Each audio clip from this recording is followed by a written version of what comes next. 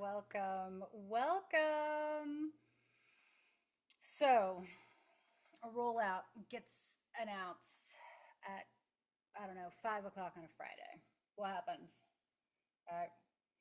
By Monday, we know the tool has a nickname, likely not going to be an affectionate one, right? It's a story we've all heard, hey? And what's interesting is when you peel back the layers, guys, everybody in it did their job, right? Somebody picked a tool, good one, right? Somebody wrote a clear email, it was awesome. Somebody scheduled some training dates, stuck it on the calendar, and it died, right? And it's not so much that it's just the messaging failure of it, hey? It's a sequencing failure. And that's good news because sequencing is something that we can all fix, right? Which is conveniently what we are tasked with doing today. And so, as we're kicking off, the one idea I really want to make sure that we leave with and we plant in firmly for this hour together is just remember that when you're doing an announcement like that, right, when you're having a launch, the room is the last step, right? It's not the first, hey? You guys know what I'm talking about, right? The meeting where you tell everybody, that's the ratification, right? Our moment to say we're in this together. It's the last thing. By the time you call that meeting, the agreement should already exist, right? Built one conversation at a time, right? In an order that you chose on purpose. Now, how many of us do it backwards, right? We announce and then we spend 3 months doing damage control and going around and talking to one person at a time. Yeah? Yep. Same exact number of conversations that we would have done if we would have done it from the jump. We've just done it in the worst possible order now. Everybody's defensive, right? Same work, guys. Different sequence, completely different outcomes. And if you've been with me over the last several weeks, I've been with Dwayne over the last several weeks, we've started doing stuff at that solo level, right? For the foundations building, we really wanted to make sure that you felt confident in terms of drawing the fence around your own judgment, right? So that way AI can't override you and that you have the right touch points in place, right? We spent time creating your voice, identifying tasks to hand off, right? And today is when we kind of shift out of solo mode and start thinking of, okay, how do I bring other people on this journey with me, right? And so some of you might be thinking, I don't have a team. Maybe this isn't for me. It is for you. And maybe more than anyone else, right? If you're solo, I mean, your people are your client, your partner, your contractor, your bookkeeper, right? The person who's been doing your invoicing for 6 years, right? And has opinions. Smaller map, same discipline, right? And today we're going to map that room, right? We're going to start digging into it to start to get a sense of what the shape looks like when we are doing this kind of stakeholder mapping, right? Now, one of the things we're saying and that we say, in all of the activities that we do together and live events, right? Remember our red lines. Public LLMs do not get fed sensitive information. No personally identifiable information, no confidential information. That means no client records, staff records, health insurance records, financial information, anything that could be considered confidential or proprietary. Do not put it in a public AI tool. Now, some of you will be tempted thinking, well, I turned off the capture my activities and capture my chat for learning at the LLM, right? Okay, right, for your personal use one. Now, enterprise will protect you, but if you're using personal LLMs, which an insane amount of people still are for actual work-related activities, if you click that little thumbs up on feedback, it can capture everything. It can suck up all of that, the artifact, the prompting, the output into its learning model. And it'll be stuck in there for years, guys. And so be thoughtful, right? And so when we're playing on the canvas today, no real names, right? Initials, role labels only, right? That's all we're doing. And remember, as you're working on the canvases, right, the interactive workbooks that you guys have in the library, it doesn't save things, right? So everything you type stays in your browser in memory only, right? Nothing sent, nothing stored, refresh and it's gone. And again, that's very deliberate, right? None of it should live on a server someplace else if you're working on it for work, right? One more, and I'll say it again later for us, right? And whenever we invite you to type something real in real time and work along with us, a quick check for yourself, right, to know if it's safe or not is if it's already public. If it's already public and it's out there, great. If it's not, really be intentional about what you might need to scrub, right? No real names, initials, or stick in a bracket name. You can add it back in later, right? Also, you're going to want to check your tool's training setting, right? Make sure that it's not set to learn off your inputs by default. Now, for enterprise level folks, most of the time, this is going to be already set and sorted for you, but never assume, right? You are going to want to make sure you understand how information is being kept, right? Now, if it's a personal, non-enterprise subscription that you have, the default usually has it collect your information. So you're going to want to take off that default and then just remember, unless you want it to take the information, do not give a thumbs up or a thumbs down on the input in your personal tool, right? Now, there's a bit of a brain break you're going to have to do on this. For the enterprise tools, likely part of the training rollout has you submitting feedback through those buttons. Now, for an enterprise tool, that's okay. You have safeguards around it, right? And you're going to confirm that on your own instead of just taking my word for it, okay? Now, on the personal side, just not the same.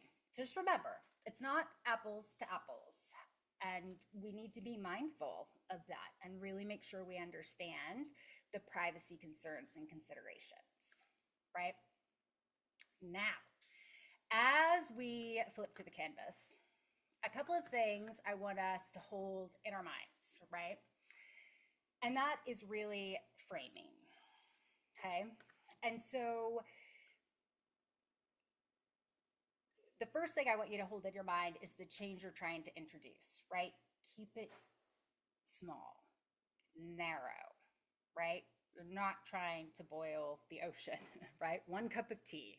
So what is the change that you're trying to introduce? And then, and this is the one that is incredibly important for today's session, what's at least one objection that you expect to hear as a result of it, right?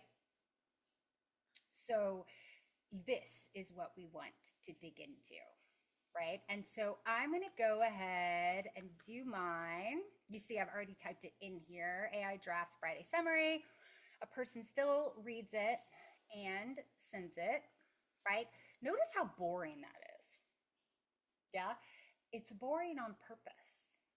Yeah, if your line sounds like an initiative, digital transformation, AI enablement, shrink it again, right? We're not boiling the ocean. And nobody's ever had a truly productive conversation about transformation, right? We have a conversation about Friday's email.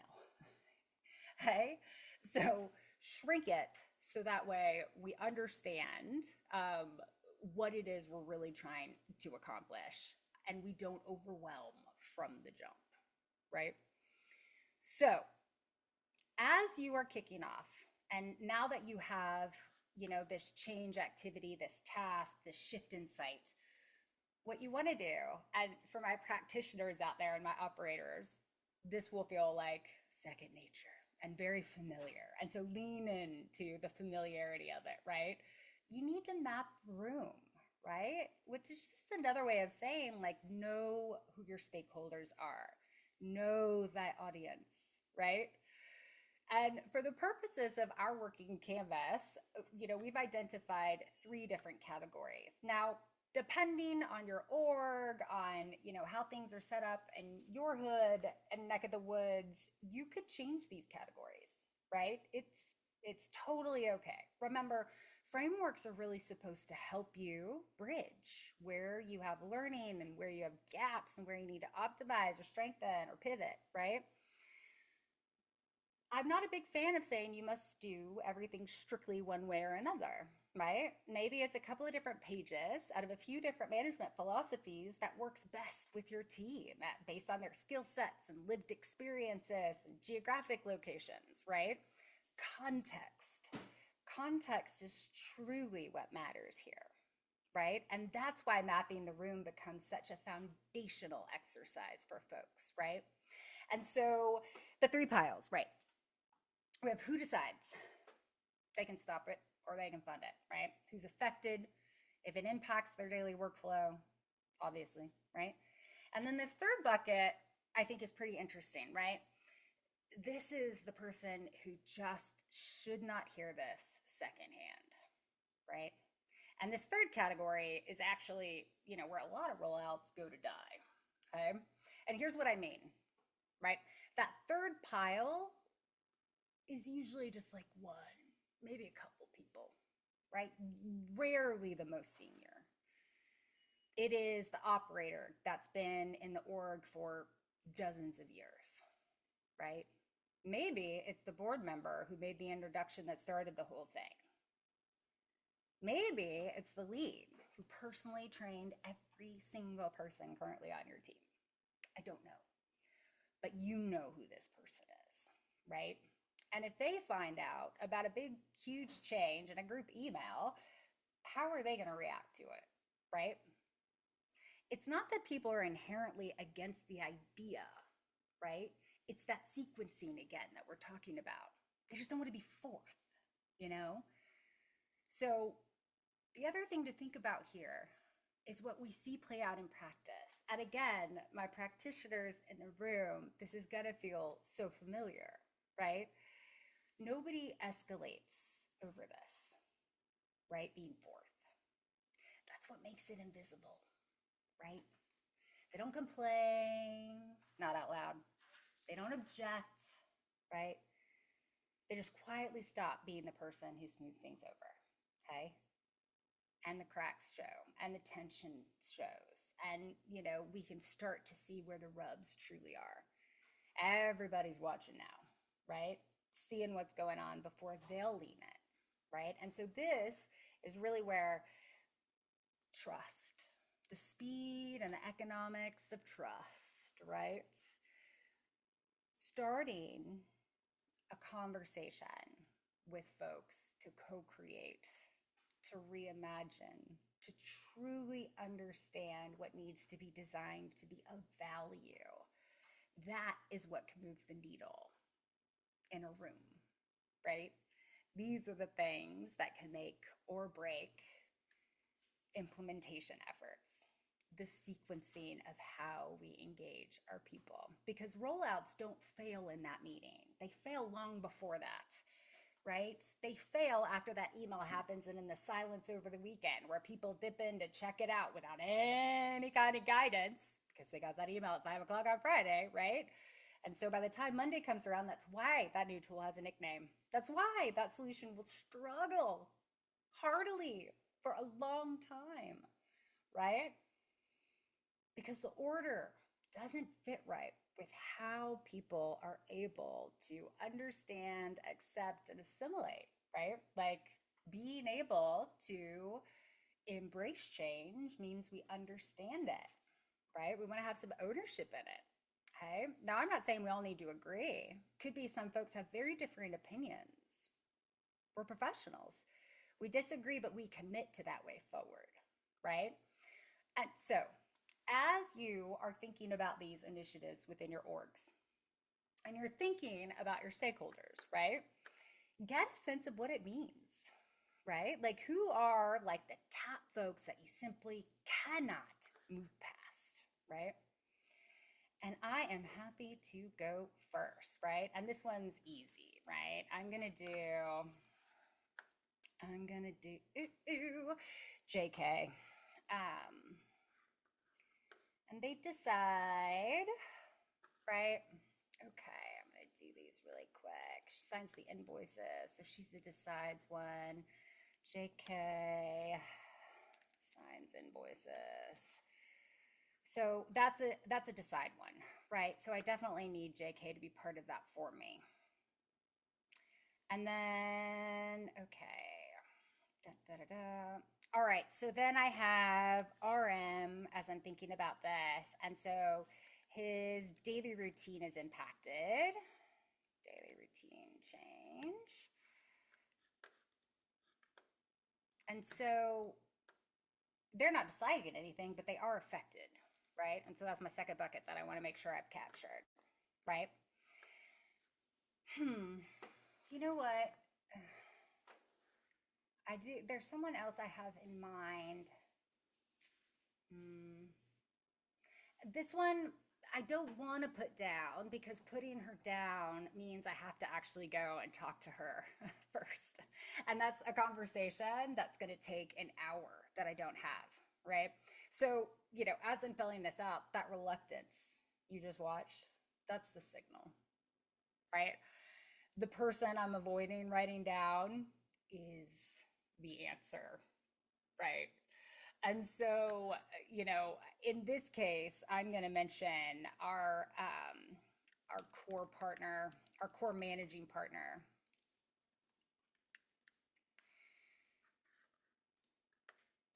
Again, as my thou shalt not hear secondhand. Okay. Now, again, why shouldn't they hear it secondhand? Right? Because hearing it secondhand, and in this instance it's a core managing partner. The other thing that came to mind in my use case right now was my client, right? Why those people who must not hear about it second, right? Think about it in terms of impact, who you put in that spot, right? If something breaks that you're not going to be able to fix, and you probably won't be able to name, right? You need to make sure that that person is part of the initial set of conversations, right? And so what we're looking at across this is the same discipline, right? Across a couple of different people. Yeah. And so in this case, I had my core managing partner. Oh, you know what? I see here there was a suggestion on finance. And I mean, just to frame this for us, right, guys? Finance is a department. And can a department be surprised? No, right? But a person can. So be specific. Who in finance? Stick in the initials of that person, right? Because resistance sits with the human, right? Not with an overall function. That doesn't mean everybody in the function can't be resistant. But again, we treat individuals as individuals. So once you've got a sense of who your people are, right? And who are those folks in your different piles that you need to talk to? Oh, one element we didn't mention is like, what order do I need to speak to them in, right? And I'm going to say, for my order, obviously the budget owner really matters. I'm going to put the core managing partner second in this case before we even get to daily routine. Why? In my mind, right, as I'm thinking about this specific use case, and so also do this for yours, right? I'm thinking about this in the context of what could get derailed, right? If I if I talk to the core, if I talk to the frontline manager whose work is impacted before I talk to the managing director or the managing partner that works very closely with this team and will probably hear about this shift in their routine before I get a chance to get to them. So think about it logically, right? And err on the side of having more conversations, right? Rather than fewer. Why? Again, remember, you're either going to have this conversation at the beginning or you're going to have it in the throes of implementation when everyone's frazzled and fried and just desperately wants to be able to move on to the promised land of more efficiency, better time, increased margins, all the things, right? So, as we are moving on and we are reading the resistance, okay, think about what the objection is going to be from them, right? Of the people that you've mapped out now and sorted into your different piles and categories, right? What is it that you're likely to hear from these different groups? That'll be important, right? Every objection is a costume, okay? Now, what do I mean by this, right? We say one thing and underneath it, right, there's something else really driving it, okay? And so let's think about it from these different, we'll do the little fear decoder together, okay? So this will replace us. We hear this a lot, right?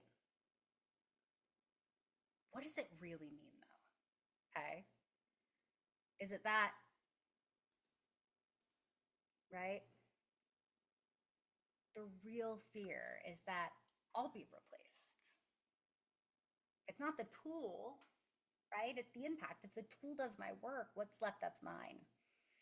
And this is part of why the design phase and working with the folks who are going to be impacted, letting them be part of architecting what that new workflow needs to look like, right? Helping them, right? Creating the enabling conditions that allow them to define what will remain theirs versus what will go to technology, okay? And so this is where you can really lean in with your teams and start to identify what is it only they can do, right? Their judgment, the relationships, the calls, right? Say it before anything else, right? Not as a reassurance that you tack on at the end, right?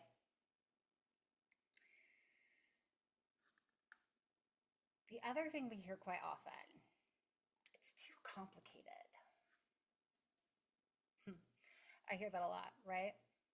Is it really about the complexity of a thing though, right? Sometimes it could be, hey. I would say that a real fear that I've seen underneath a lot of this, once I've peeled it back and really dug in with folks, right, is that folks are worried about being exposed, right? Nobody wants to look foolish. Nobody wants to make a mistake, right? And so one way to overcome this objection, and something I've seen just so incredibly powerful, right, is to create a framework and a rollout sequencing that lets people take those first tiny steps privately, right? Small tasks, no audiences, safe to fail, right? It turns something that's complicated and it makes it learnable, right? So this next one we hear a lot. It'll make mistakes. Guys, it will. 100% it will, probably forever, it'll make mistakes. What are we really saying here though? I'll lose control, right? I don't want to get blamed for that soggy output. I don't want to get blamed for something I'm not entirely sure I understand yet, right? That's a problem. And so the move here and a way to help mitigate this is surface the checkpoints, right? The tool is just drafting. Your role, your team's role, is in the approving. The mistake should never reach a client because humans should always be part of a process that says yay or nay before anything that could cause damage to your reputation or otherwise is managed, right? That you are able to be ahead of it. Aha. And this last one, and ooh, I feel it these days, right? Is I don't have time for this. Everybody accepts this at face value because it's usually true, right? We're doing these transformations on top of business as usual, and it's exhausting, right? Nobody's going to argue that. But really, what we're talking about is also getting exposed. Okay? Learning in public costs, right? And so that can make people nervous. And so think about that too. Maybe the move for you and your team right now is to shrink the ask until time stops being a credible reason, right? Shore up some of those quick wins and then see what happens. Break it down to where it's a 10 or 15-minute thing, one task for them to be able to champion, right? Now, if time genuinely is the blocker, that's not resistance, right? That's a gap. And we're going to get into the gaps, right? And that's gap number 4, to be specific, is can't yet, right? So willing and trained, but access, time, permission, something's blocking them, right? And so that brings us into a perfect space for us, right? In terms of the 5 gaps.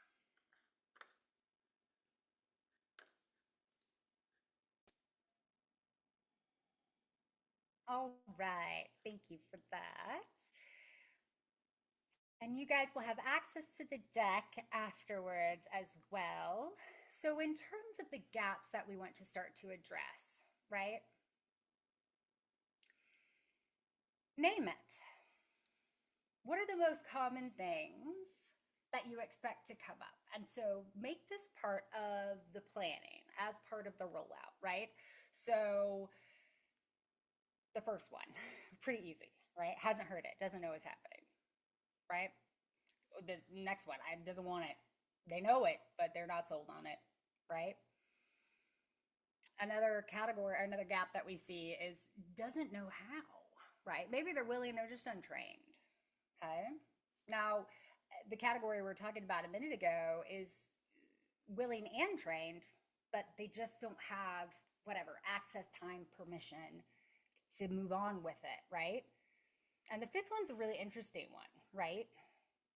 It won't stick.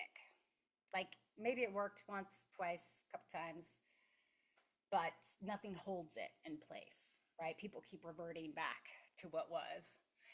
And that's really a core reason the session exists, right? Most leaders answer doesn't want it with training, which is the answer to doesn't know how, right? You've seen this. Someone's unconvinced, so we book them into a workshop, right? They come out still unconvinced, but with a certificate and maybe a slightly worse attitude, right? Because they've just spent 90 minutes being answered on a question they didn't ask, okay? And so think about that. You can't fix doesn't want it in a group room. That's not the space. That's not the place, right? It's not a group room kind of problem that you're trying to solve for in that case, okay? And so think about what it looks like in your rollout for those one-on-one conversations, right? Where you need to carve out the time for the extra touch points, heyo? And so really, this is what we're talking about, hey? So in our own words, let's go back to our canvas, hey? So with my folks that I'm thinking about right now, all right, so with JK who signs my invoices, okay, so yeah, this is definitely it, right? Like the 100% what we're talking about here is a little bit of we tried something like this in the past and it was a mess. And you'll see I pre-prompted this, which is lovely for us. Now, when that's the case, okay, and again, like what we're talking about here is what gap is it, right? We tried something before like this and it was a mess, is I don't want it, right? I don't want it. And so training is a bit of an insult and a miss here, right? And so the question to ask is, what went wrong last time? That's the objection I expect to hear, or it's the objection I actually hear. So then let's dig into it. What was it? Get it specific, right? Understand it. Invite stories instead of a position. Like, I'm against it. No, tell me the story that led you to want to be against it, right? These are the things that can start to shift the conversation for us, right? And so, mindful of time, I'm going to move us along here, but you want to do this for all of the folks that you're mapping, right? What do you expect to hear from them? What kind of gap is it? How's the best way to address that gap then, right? So, as you're working through this and you're thinking about it, and so now you know who your people are, you kind of got a sense of what their objections are going to look like. Give it a good shake, right? And make sure that you order the conversations well. I had a colleague once who was real keen on using the expression, the order of battle. And that's really what we're talking about here, right? Like, what's the right order of battle here? And I don't mean this in a violent, uprising kind of way, but in a strategic, right? The order is the strategy here, guys, right? So, two rules to remember, right? And they're both up here on the screen right now. The first one, start with the curious one, guys. Not the loudest skeptic, right? Yes, we need to make sure we deal with the folks that are going to resist, right? But curiosity, it travels, it sparks, right? It moves through an organization on its own, okay? For free, without you in the room, okay? So think about it like this. Spend all your time and energy trying to convert the skeptic first, and you've blown your whole budget on time and energy, evidence, goodwill, all of it, right? And on one person, not helpful, right? Everybody else standing around getting bored, waiting to see what happens. And the bored people are going to default to no, right? You didn't engage me, I'm not interested in it now, okay? Not my idea, by the way. Rogers, Diffusion of Innovations, 1962, right? Older than most of the software we're arguing about. So, just saying. The second thing that we want to talk about, guys, is aligning the small group before the big one. Again, the room is where you go to ratify the thing, right? It is not the place where you're going to create agreement. Never has been the place, never shall be the place, right? And the hard rule, it's here on the screen in amber, that we just need to be very, very clear on, right? Is the must not hear it secondhand person cannot be late in the order. So whoever sits in that category for you, sequence them accordingly. Yeah. So just like we were mapping out earlier, okay, like, do I talk to my frontline guy first? Do I talk to this other person first? My third pile person, right? Based on your operating context and your org culture, you are going to be best positioned to handle that. Now, if you're new, if it's a different team, if you're not sure, again, find the people who have worked with those teams and done it before, right? Surface what you can in terms of lessons learned, or, like the disasters that have happened, what do we know that we should just, thou shalt not do within this org? Flip it, and where has it been just incredibly successful? So again, I really like to stress this because the sequencing, it's very much context driven, right? Misstepping here, it can be a struggle the entire transformation process. So getting it right, taking the time to get it right is definitely where it matters, right? Now, let us see what is going to happen, right?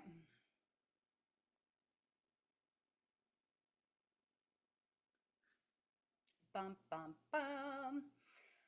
Mindful of our time, guys. So when you're playing with your canvas, right, tease out a little bit the why specifically, that person can't be left behind, right? It matters. For the justification later, when you're talking to teams, when you're dealing with competing priorities, when arbitrary deadlines start to slip in, having a documented rationale for why you have laid out the path you have helps make sure that history does not get rewritten, right? That you have a record that you can go back to, and it's a learning point for future implementations, right? So the first move, right? And this one, it's really, it matters, right? The fence. When we're kicking this stuff off, right? From the very beginning, especially right now with generative AI and agentic AI, there's so much anxiety, there's so much risk and concern, right? Start with your fence, right? What is staying human? Before any tool is named, guys, and this matters so much for the messaging, right? A 5 o'clock Friday rollout message says a lot. So be mindful, right? So what do you say before any of that happens, right? Nothing ever goes to a client without you reading it. That doesn't change, right? Something that's just so smart and on point, right? Now, next, task, small, specific, right? We're not trying to sell the whole thing. It's not the whole solution. We are buying goodwill. We are demonstrating value. And, we're scientists experimenting right now. We're really seeing what works best for our teams and our operating environment. So, again, just the one email, right? Just draft the Friday summary, right? That's what we're talking about here, okay? And so, what's the ask, right? As you're rolling stuff out, as you're working with folks, as we're bringing them along this change management journey, right? Engage them, right? Ask them, right? Please try it. Tell me if it's garbage, okay? It gives them somewhere to stand that isn't yes, right? That's the real ask, okay? It helps you kind of pivot the psychology, right? It's an invite for a verdict, right? It's not a compliance push. And people say yes to things they intend to quietly ignore, right? It's true. We've seen it happen, right? And so give folks a job that includes them being critical, right? It includes them tearing it apart and saying, why, their output actually would be better. Hey, matters, starts to build the kind of culture that you want, right? That, AI first does not mean human second, right? Humans are freed up for that discernment, that judgment, right? That curation of what better and better looks like, okay? So remember that. You want them to poke holes. You want them to come for it, right? That's how you win them over. Or that's how you decide a solution is really not fit for purpose. But you just roll something out and you expect everyone to fall in line. Well, how useful is that going to be when you go to try to map your return on investment? That gets hairy fast. We'll be dealing with that in a couple of weeks in one of our live sessions, mapping true net ROI. So the fourth question, guys, what's their worry? And I know it sounds so basic, right? Arguably, it's one of the hardest things that we can do is to ask that question and then to right? Because this is where we actually find out what we're dealing with, okay? Most of us, can't sit in the quiet of that, right? We try to fill it because silence feels like failure. And it isn't, right? So really, really, it's letting folks have a moment, right, for them to be able to share that truth, right? Their lived experience and realities, right? It matters. So remember, as you're working through all of this, you have support from these different technologies now, right? They can help you draft, they can help you generate. They should not be the ones doing the judging or the final sign offs. So it is about really making sure that you count your question marks, right? Make sure that you're having a conversation, that you're not just dictating something to people, right? That you're inviting a conversation that allows for the type of co-creation for sustained impact, right? AI drafts and a human signs off, and what does it unlock? This is the thing, right? Really trying to understand what it unlocks for people. Yeah? All right. So let's go, mindful of time, the alignment test. Okay. So we take a moment, we ask the question, and we pause, right? So think about it like this, right? And we skip it a lot. We assume that just because we're not hearing bad things, that it must be okay. If we're not getting bad feedback, it must be fine, right? Not what we want, right? If you're getting feedback that's like, sounds good, right? That's what people say to end a conversation. It's never meant, I've changed my behavior now, right? Alignment has to be observable or it isn't real. I'll say that again. Alignment has to be observable or it just isn't real, right? And so you have 3 tests that you can do on your screen, right? Pick one, guys, though, not all 3, right? What's it look like?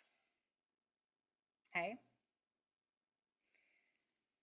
So the observable bet. Folks are just doing it, right?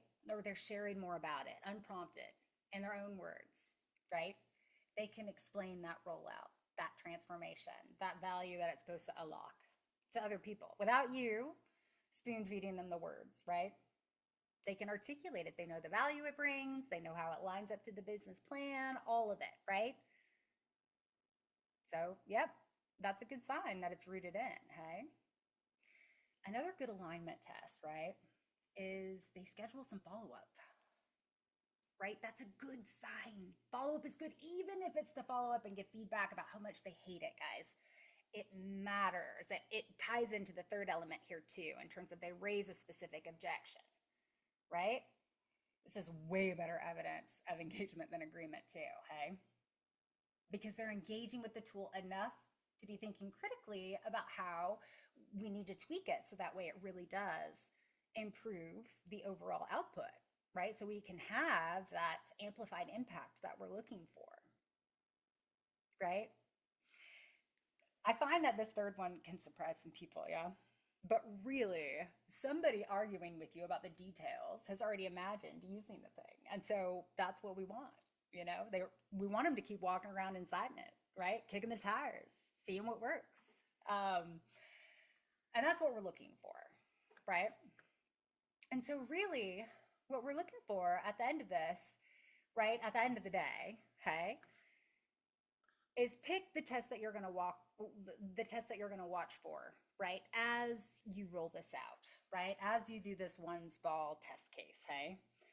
And this could change, guys. These are just 3 of, like, you know, some of the most common things that can be observable, right, as you are first kicking stuff off. It could be that you already have metrics that you feel are better fit, more sophisticated, what have you, that you want to use, do it.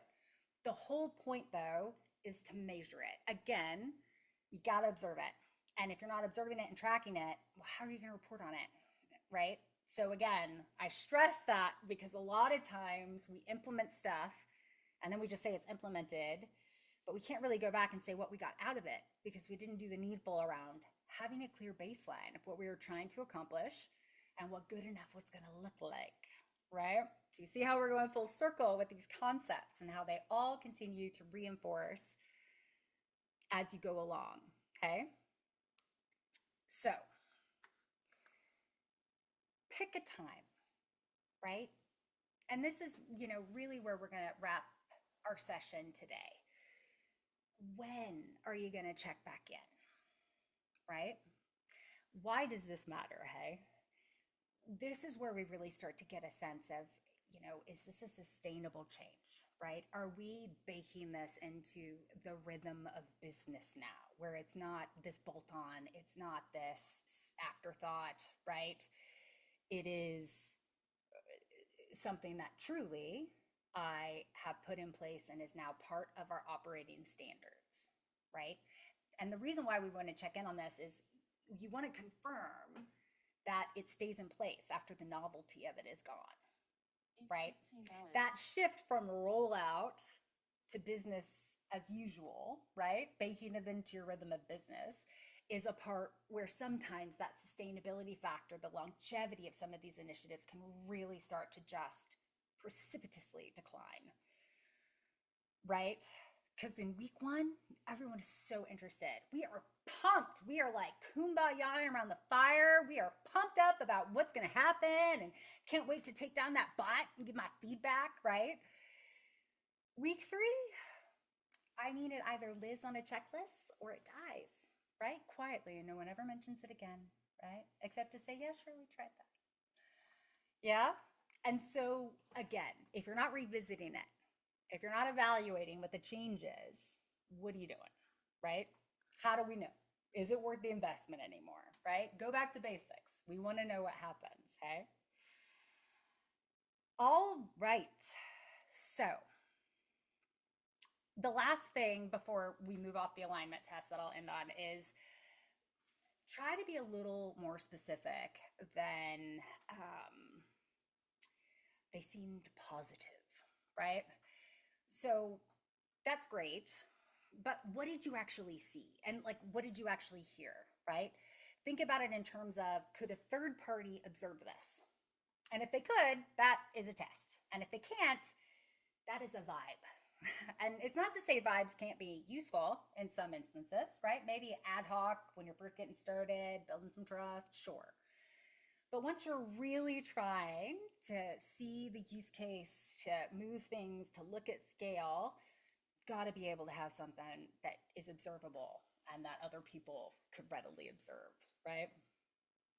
All right, so as part of our working canvas today, guys, you're going to be able to export your call sheet, okay? And for those that have access to the library, you can remember you subscribe to get access to it. You can export it, and it'll export whatever you've inputted so far, right? So even if you haven't filled out everything, guys, like a half-filled sheet in hand beats a perfect one you never made. So do it. Just do it, right? Do it. Start the conversation. It matters, right? What's on that page? It's your people. It's the order of battle, right? What you expect them to say. What gap that means they're in. Right? What question are you going to ask them to help truly understand what can drive this augmentation effort to be more successful, impactful, rewarding, more joyful, less angsty, right? And then what's that test that's going to prove that, yeah, we did this, okay? Observably, right? That's our call sheet, guys, in a nutshell. It's not a rollout plan, right? And don't call it that because it's definitely not that, right? A plan's a document, right? This call sheet is your list of people that you're going to talk to, that you're going to make sure are part of your rollout plan. that you're going to make sure are ready for the conversation when you invite them into the big room. Because you're going to have had those one-on-one, smaller group meetings ahead of time to truly understand what is it folks need to see to want to lean in? What are they most fearful of? How do we mitigate against it? How do we make sure that as we drive ourselves to these new frontiers and push these new boundaries using new technologies that we're not entirely sure of yet, where are the points where my humans are going to stay in the loop, firmly in control, so that from a risk perspective, we stay managed even while we reach for the sky? Okay? And that's it, guys. Do it, export it, have that conversation. Do it this week, right? No time like the present, okay? Introduce it, and then ask your questions and stop talking. Listen to what the answers are from your team. Now, coming up, we have a few different options that people are going to be able to partake in over the next several weeks. Hey, we are working on our practical AI series, right? So everything from our last 6 weeks is free. It's printable in the library, including this call sheet card if you want the paper, right? Now, we also have the casebook, which is fun, right? So we created this after our 5th week, right? As part of response to the queries that came in from people wanting to have a worked example that could kind of take folks through all of the arcs we're going on. Yeah. And so we have Priya in the casebook for you guys. 1 operator, okay, 4 clinicians, all of it in there, right? Every move you just did. And run it, guys. This is the fun part, right? If you want to see what this looks like when somebody actually does it, that's the thread here, right? So coming up, as I was saying, we're going to be continuing on the practical AI series, right? We're going to be shifting, as always, into that ruthlessly practical work more, less theory, and have our at least one working thing by the time we get out of these lessons. So, or working sessions rather. Next week, we're starting with 0 inbox, right? So your email handled, right? Still a person gonna sign off, but definitely leveraging AI to take some of that friction out of your day, right? Inboxes easily eat time, suck energy, and you can't ever get it back. And so go ahead and reclaim it now. Yeah. You can find registration and dates in the library. Remember, today's replays are also going to land there. So as we sign off, guys, just remember the room's the last step, right? A person always makes the final call, right? As you walk out here today, you should have a pretty good idea of who you need to call before you convene a bigger meeting, okay? Wishing you guys all the best. Onward only. I'll see you next week.